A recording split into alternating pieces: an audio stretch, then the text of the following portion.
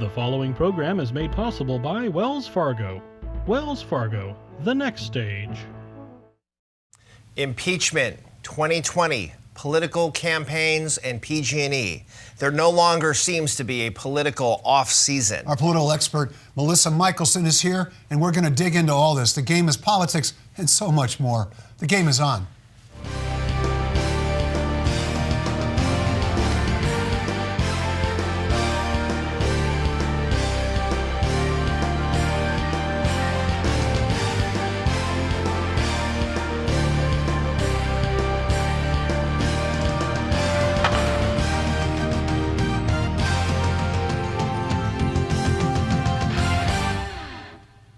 Hi, I'm Kevin Mullen. And I'm Mark Simon. Welcome to the game. If 2016 was a year of political upheaval, 2019 seems to be setting the stage for a time of nearly unprecedented turmoil and debate. For insight and analysis, we are joined by our resident expert, Melissa Michelson, political science professor at Menlo College, and author of books on voter turnout, immigration, and changing attitudes towards LGBTQ rights. Welcome. Thank you for being here. Thanks for having me. Let's start with the question of the day. Is President Trump going to be impeached, and will he be convicted? What do you think? Well, that's the question everybody wants the answer to, right? I hate it when I have to make predictions. It does seem, if you were to ask the magic 8 ball, all signs point to yes for impeachment. But I think the odds of him being removed from office are and have been and will continue to be extremely slim. You would need so many Republicans to break party lines, and I think we saw with the vote yesterday, there's going to be very little breaking away from partisanship here. And do you have a sense of the timeline on this? That's what I've been trying to get my hands around. This will definitely trickle into 2020 in the heart of the presidential campaign potentially. Maybe not the fall campaign, but certainly the run-up to this pivotal election year. Do you have a sense of how this might play out just from the calendar? Well, I do think that Pelosi's trying to get it done as quickly as possible, and that's why they continued to hold hearings through the recent break that Congress had, through the recent recess. And I think they're going to try to wrap it up. If they can't wrap it up in 2019, they'll try to get it done in very early 2020 because they want to be able to focus on the Democratic primaries, and many of their leading candidates are senators, so they can't have them coming home to vote on things in the Senate if they need to be out in the campaign trail. Yeah. We've seen, based on what we've been told about in the closed-door sessions, that every day it seems like there's a witness that's one step closer to being directly in the same room with the president when something happens. Assuming that sort of march toward that conclusion happens, does impeachment or not impeaching become a political liability? That would, I assume, be the reason why a Republican might switch and vote for, if they see that there's a political risk to it. Do you see that as something that might happen? Because the public phase is going to start now. Some of these witnesses, I suspect, will appear very credible and very objective. Yeah. I think what you're going to see is the Republicans continuing to argue, well, okay, maybe he did it, but it doesn't rise to impeachment, and an election is coming, we should let the people decide. Mm-hmm. I don't think it's a credible argument because I think there's a reason impeachment is in the Constitution and not just elections every 4 years. But I think that's what Republicans will say. They don't think it's impeachable even if it's true. So once it's true, they can say, well, okay, it happened, but we shouldn't remove the president for it.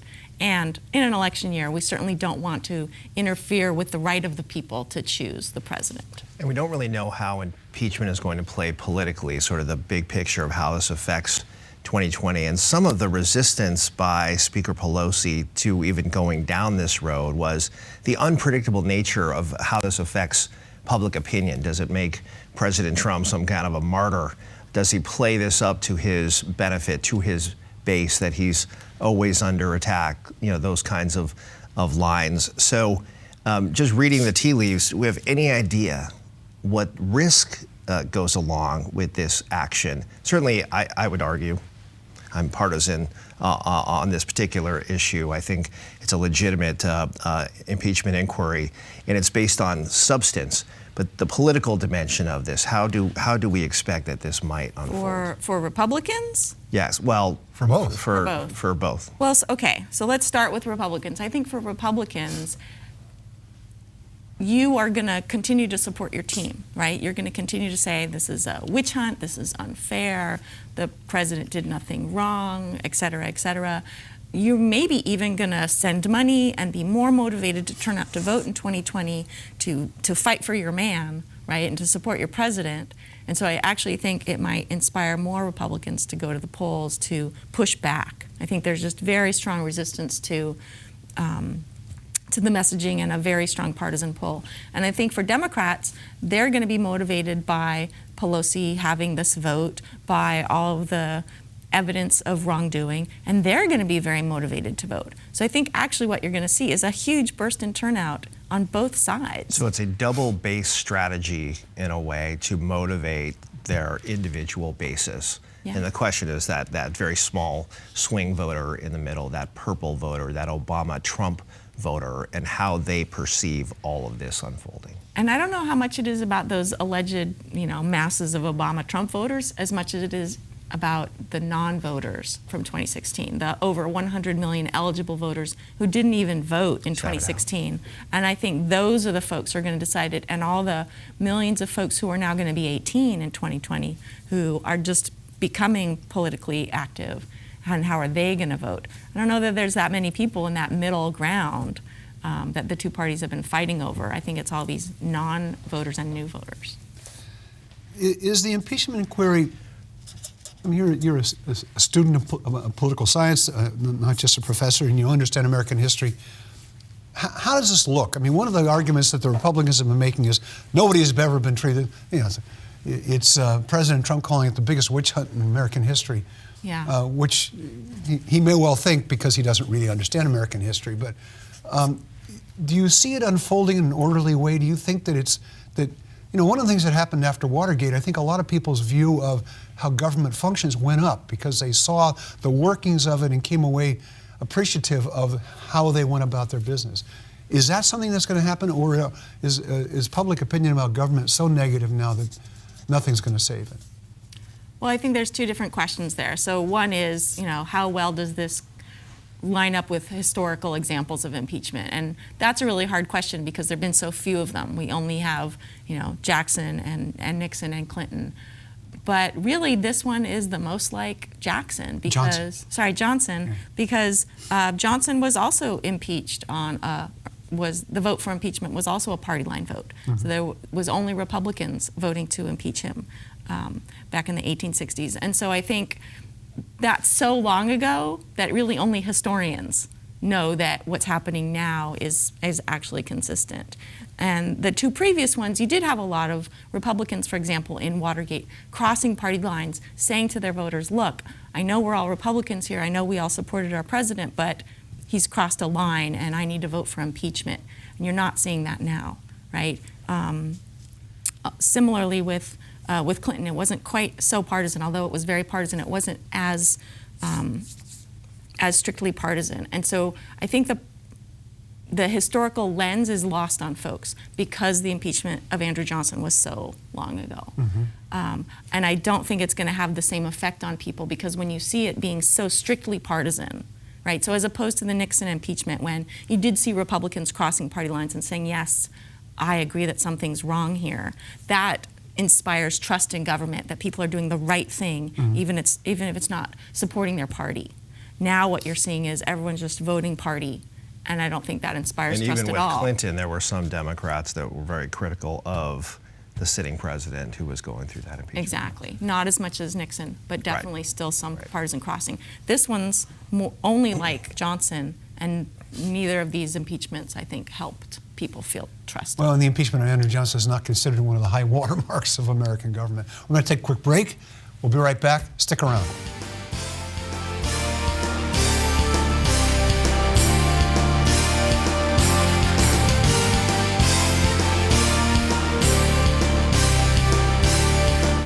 It's been over 150 years since Wells Fargo first opened for business. Since then, we've enjoyed your community support, and we're passionate about returning it.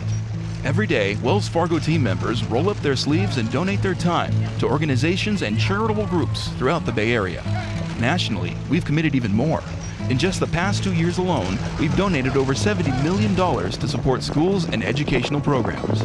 It's a commitment we're proud of. Wells Fargo, the next stage.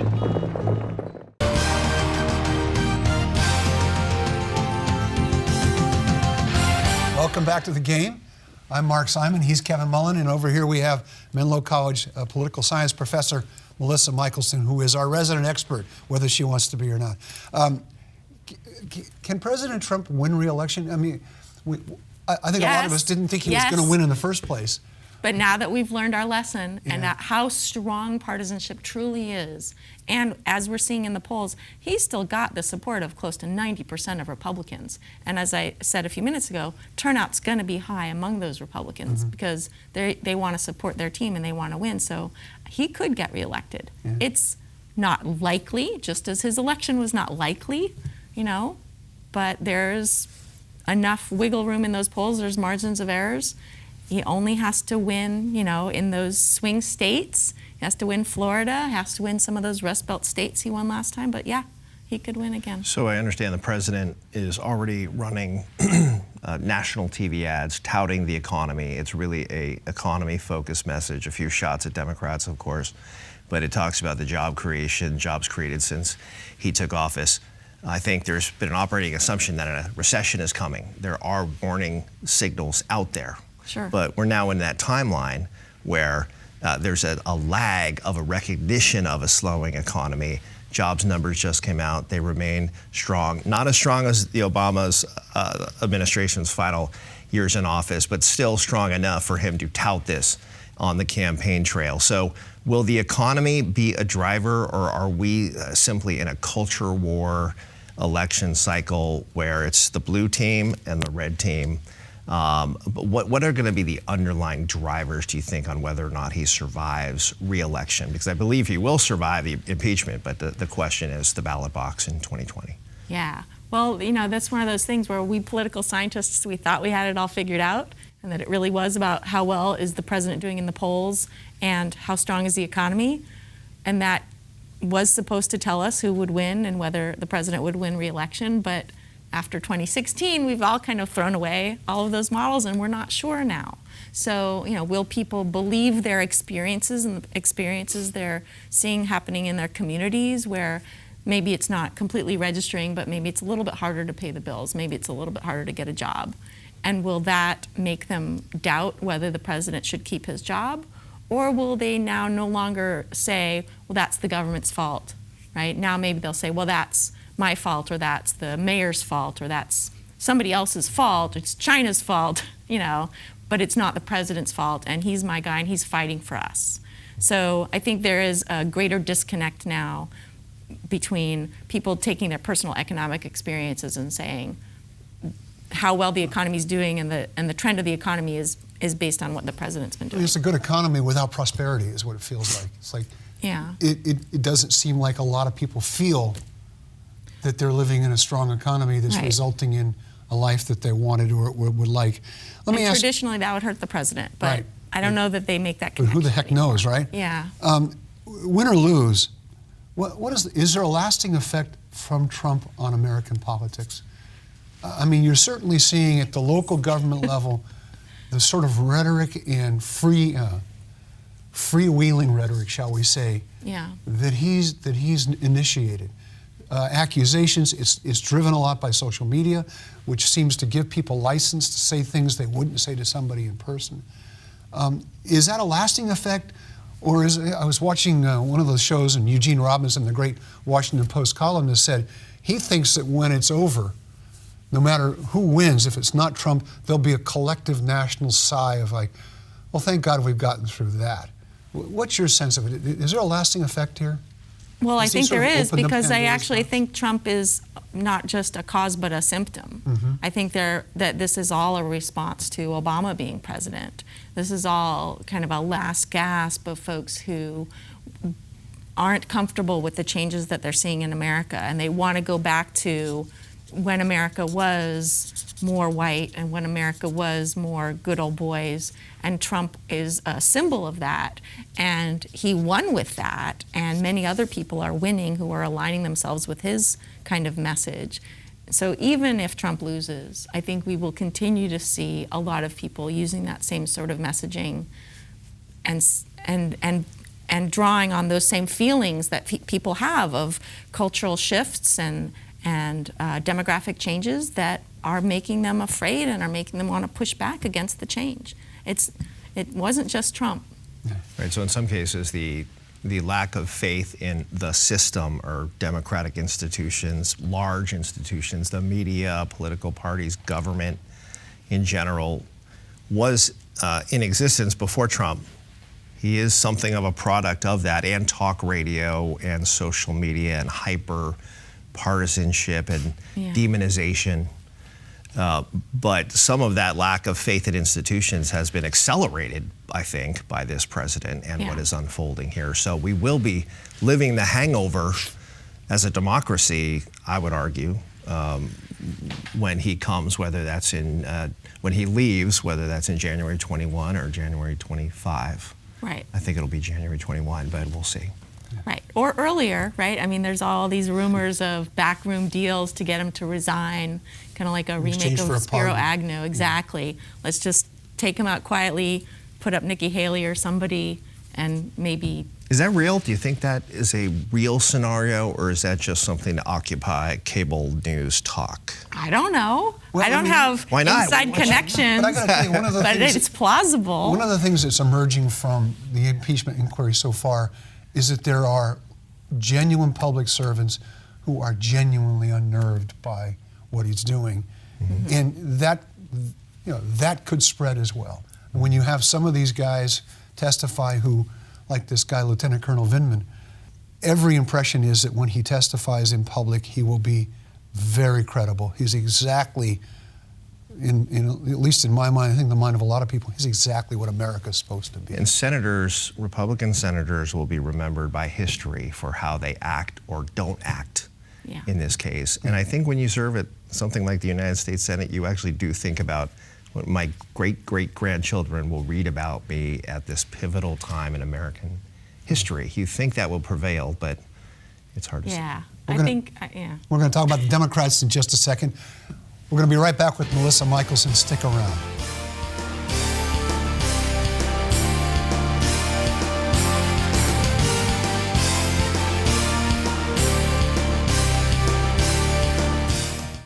It's been over 150 years since Wells Fargo first opened for business. Since then, we've enjoyed your community support, and we're passionate about returning it. Every day, Wells Fargo team members roll up their sleeves and donate their time to organizations and charitable groups throughout the Bay Area. Nationally, we've committed even more. In just the past 2 years alone, we've donated over $70 million to support schools and educational programs. It's a commitment we're proud of. Wells Fargo, the next stage.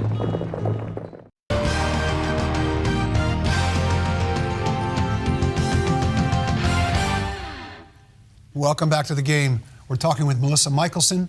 I'm Mark Simon. He's Kevin Long. We're talking with Melissa Michelson about what an incredible political year this is. The Democratic field, we have another debate coming up.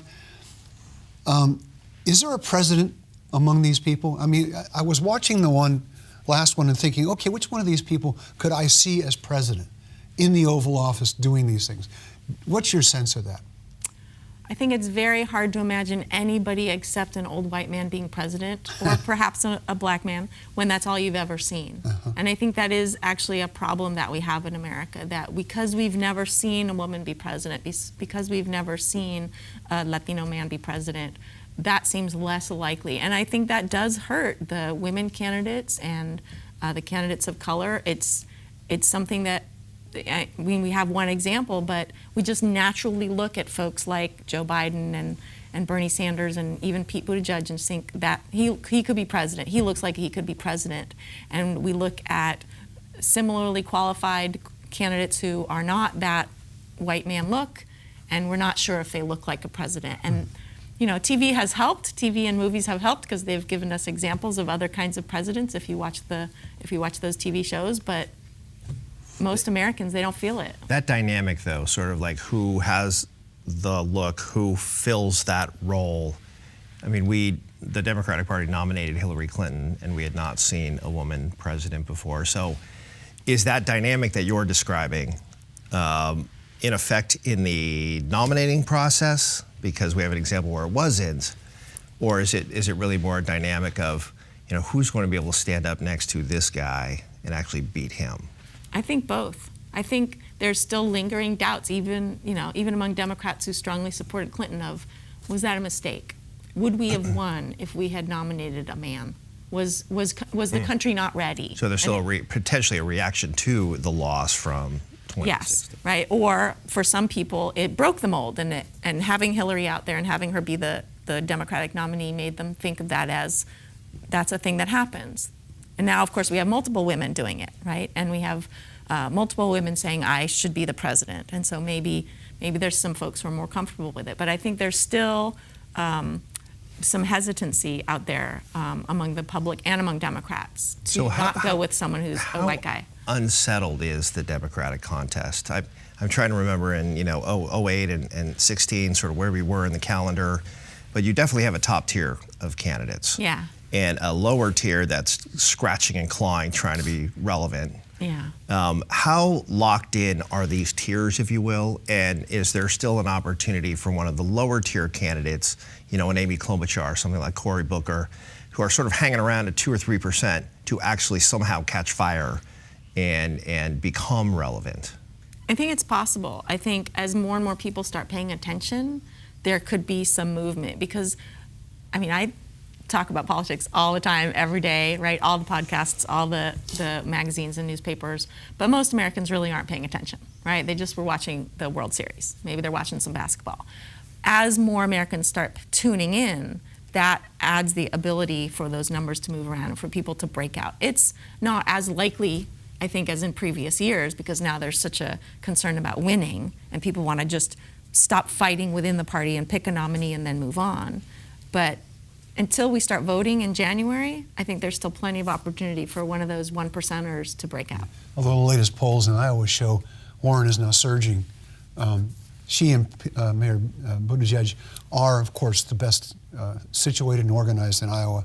Along the lines of what you just said, one of the things people complain about is that the supporters of Bernie Sanders, because he didn't get the nomination, stayed home. They thought that the Democratic Party jobbed them out of the nomination.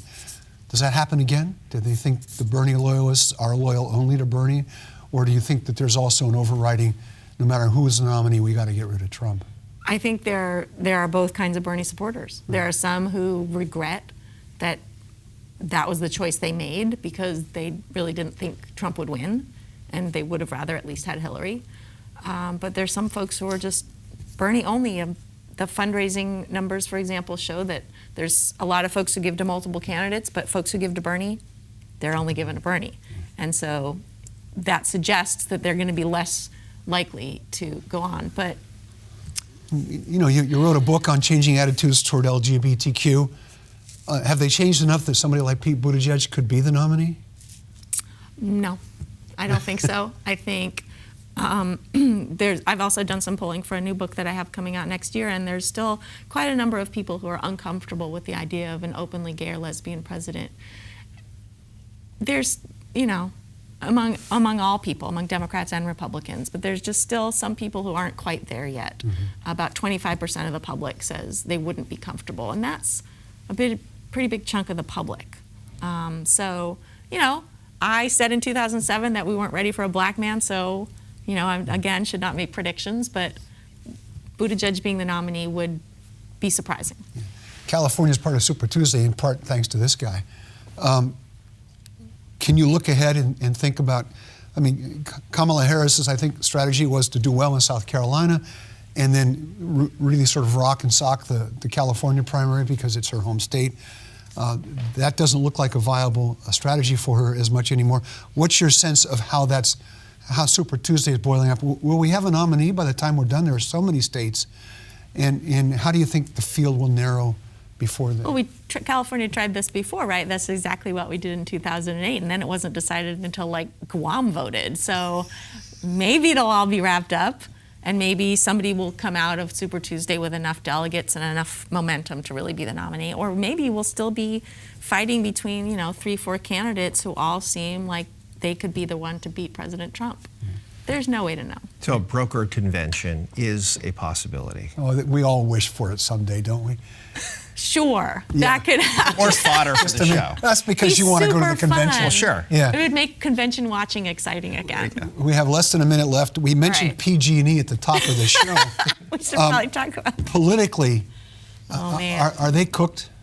I think politically they're cooked, and I think Gavin Newsom has taken a hit on this. And so, like, when I'm thinking about the politics of it, I think, you know, I'm getting flashbacks to Gray Davis and the blackouts that really hurt him. And so there's a lot of pressure on Gavin Newsom to be forceful on this and to make sure it doesn't hurt him and make it look like he's partly to blame. Melissa Michelson, thank you as always for being with us. Thanks. And by the way, we're going to have a March primary live show, and of course, Melissa will be a featured presenter. Outstanding. Meanwhile, thanks for being with us. I'm Mark Simon, And I'm Kevin Mullen. and join us next time on The Game.